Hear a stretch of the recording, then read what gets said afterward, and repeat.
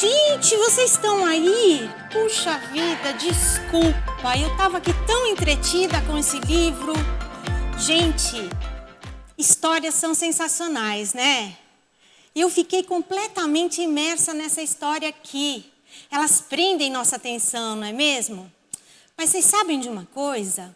A mais épica de todas as histórias é aquela que Deus está escrevendo para a gente. É algo que Deus tem escrito desde o início dos tempos. Na verdade, desde antes do início dos tempos. E a história de Deus é toda sobre o amor.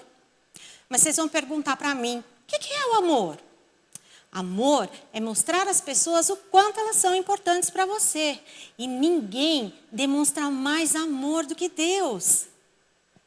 E nós podemos ler tudo sobre o amor de Deus, olha, aqui na nossa Bíblia.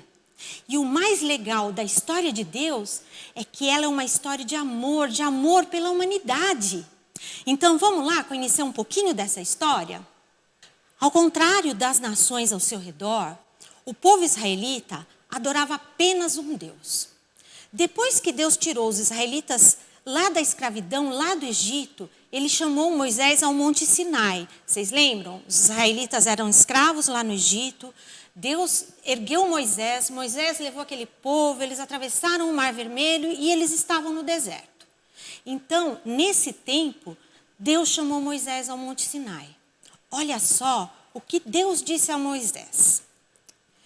Vocês viram o que fiz ao Egito e como os transportei sobre as asas de águias e os trouxe para junto de mim. Agora, se me obedecerem fielmente e guardarem a minha aliança, vocês serão o meu tesouro pessoal dentre todas as nações. Embora toda a terra seja minha, vocês serão para mim um reino de sacerdotes e uma nação santa. Então, Deus deu a Moisés mandamentos, regras, para que os israelitas seguissem essas regras. Eles precisavam disso.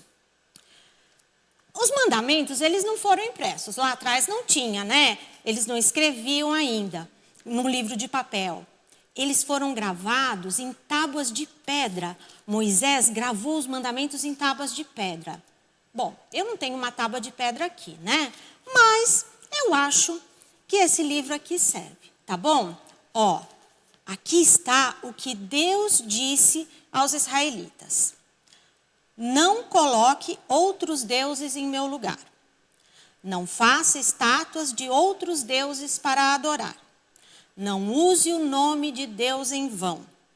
Descanse no dia de sábado para santificá-lo. Honre seu pai e sua mãe. Não mate. Cumpra suas promessas ao seu marido ou esposa.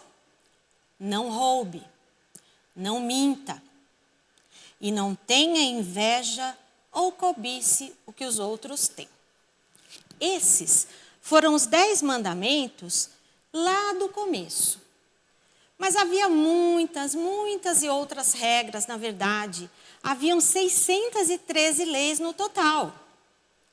E então, os líderes religiosos começaram a acrescentar mais algumas próprias leis que eles, além das leis que Deus deu. Olha, ao longo de centenas de anos, os líderes religiosos se dedicaram a conferir cada detalhe, cada regra, para garantir que o povo judeu também fizessem corretamente como mandavam as regras. Eles achavam que essa era a única maneira de saber com certeza que Deus ficaria satisfeito com eles, seguindo todas essas regras, as 613 e mais um monte que eles colocaram aqui.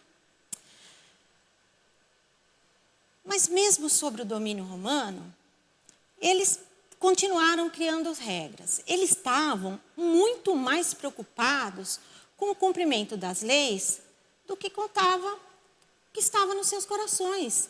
Eles se preocupavam com a letra que estava escrita e não com o que eles tinham dentro do coração.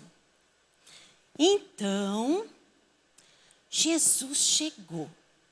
Jesus começou a viajar ensinando multidões de pessoas. E ele não agiu igual a nenhum outro professor ou rabino ou mestre da lei. Jesus mostrou amor, reunindo seguidores que eram considerados pessoas excluídas. Ele passava tempo com as pessoas que todos evitavam. Jesus lhes mostrou o quanto ele se importava com eles. Ele fez pessoas cegas verem. Ele fez pessoas que não podiam andar se levantar e dançar. Ele curou pessoas que tinham doenças terríveis de pele. Jesus convidou as mulheres para segui-los. E naquele tempo, nenhum rabino, nenhum mestre falaria com as mulheres porque elas eram excluídas. Ele acolheu as criancinhas, abençoou e passou tempo com elas. Jesus estava mudando tudo. E os líderes religiosos não gostaram disso. Eles começaram a procurar maneiras de prender Jesus e fazê-lo dizer ou fazer algo que colocasse ele em apuros. Num sábado, Jesus estava dentro de uma sinagoga onde havia um homem com a mão torta. Os líderes chamaram Jesus para perguntar se as escrituras permitiam a cura no sábado. Eles queriam fazer uma pegadinha, pegar Jesus no pulo ali. De acordo com a lei, o povo de Deus devia apenas descansar no sábado, não podia fazer mais nada. Eles tinham que guardar o sábado. Mas então, Jesus sabia que os líderes estavam tentando fazer ele entrar em contradição. Quando ele estava ali curando o homem, porque aquele homem precisava de cura. Mas Jesus é Jesus, né?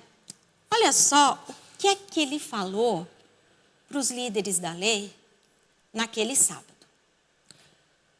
Qual de vocês, se tiver uma ovelha e ela cair num buraco no sábado, não irá pegar e tirá-la de lá? Quanto mais vale um homem do que uma ovelha? Portanto, é permitido fazer o bem no sábado. Então, Jesus curou a mão do homem. Pensa bem, Jesus não veio para anular a lei.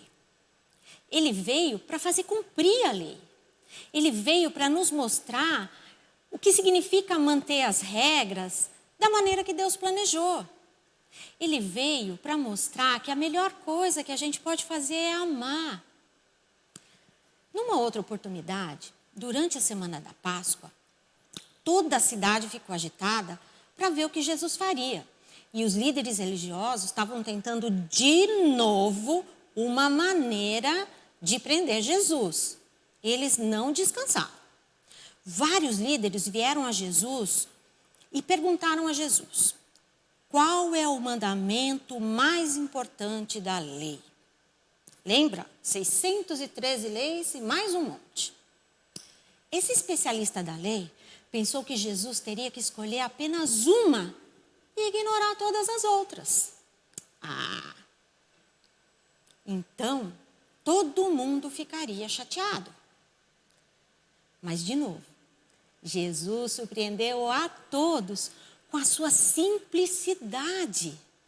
E olha só o que ele disse: ame o Senhor, o seu Deus, de todo o seu coração, de toda a sua alma e de todo o seu entendimento. Este é o primeiro e maior mandamento. E o segundo é semelhante a ele: ame o seu próximo como a si mesmo. Destes dois mandamentos dependem toda a lei e os profetas. Em poucas frases, Jesus pegou aquelas 613 leis e mais aquele monte de lei que estava aqui, e resumiu em duas coisas, para todo mundo se lembrar: ame a Deus e ame os outros. Esse é o mandamento. Jesus sabia que Deus olha para o que está dentro dos nossos corações e vê as razões pelas quais nós fazemos algo. Não é só a nossa capacidade de seguir regra. Se nós realmente amamos a Deus e amamos os outros, todas essas outras regras se encaixam. Se você ama a Deus, você não vai colocar nenhuma outra coisa à frente de Deus. Se você ama os outros, você não vai mentir, nem roubar, nem matar, nem quebrar as promessas feitas a eles.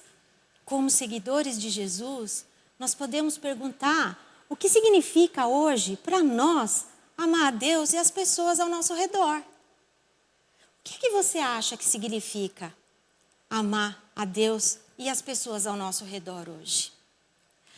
Nem sempre foi fácil para os seguidores de Jesus. E nem sempre é fácil para nós agora. Mas Deus pode nos ajudar. Ele sempre nos ajuda. Nós podemos amar a Deus amando os outros e tratando os outros como nós queremos ser tratados. Ame a Deus amando os outros. A vida é cheia de regras.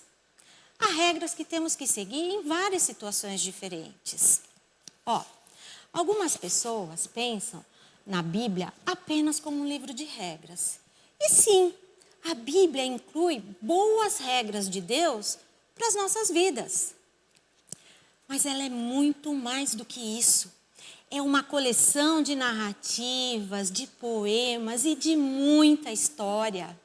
A Bíblia foi escrita por vários escritores diferentes ao longo de centenas de anos e, de alguma forma, milagrosamente, ela conta a mesma história de amor épico do início ao fim. A Bíblia é sobre o incrível amor de Deus pelas pessoas ao longo da história. E o incrível amor de Deus por você e por mim. E enquanto nós viajamos nas histórias da Bíblia nesse ano aqui, nós vamos lembrar o que Jesus disse que é a coisa mais importante: amar a Deus e amar aos outros. Mostre que você ama a Deus amando as pessoas que Deus criou. Então, quando você é generoso com alguém que está passando por necessidade, você está amando a Deus. Quando você anima alguém que está triste, você está amando a Deus. Quando você cuida de alguém que está doente, um curativo, você está amando a Deus. E quando você perdoa alguém, você está amando a Deus também. Eu quero te convidar para orar e pedir a Deus que nos ajude a fazer isso, a amar os outros como amamos a Deus e a nós mesmos. Senhor, muito obrigada por essa incrível história de amor que é contada na Bíblia. Muito obrigada por nos deixar lições preciosas escritas ali, boas regras para um bem viver, para um bem conviver. Muito obrigada porque um dia Jesus chegou aqui e disse simplesmente que nós precisamos te amar acima de todas as coisas e amar os outros como a nós mesmos. Nos ajuda, Senhor, a cumprir esse mandamento. Nos ajuda a cada vez mais poder demonstrar o seu amor por nós, amando as outras pessoas. Nós te amamos, Senhor, e te pedimos isso em nome de Jesus. Amém. Gente, que bom estar com vocês outra vez, viu? Eu fico aqui com esse coração muito lindo, desejando para vocês uma semana muito abençoada, cheia de alegria e de amor. Vivam o amor de Deus amando os outros. Não se esqueçam disso. E pede para o papai, pede para a mamãe, para o seu responsável, para acessar o nosso Instagram, porque tem muita coisa legal para ver lá e para fazer. Muita dica de como espalhar o amor de Deus amando os outros, tá bom? Até a próxima história. Fiquem com Deus. Beijo no coração.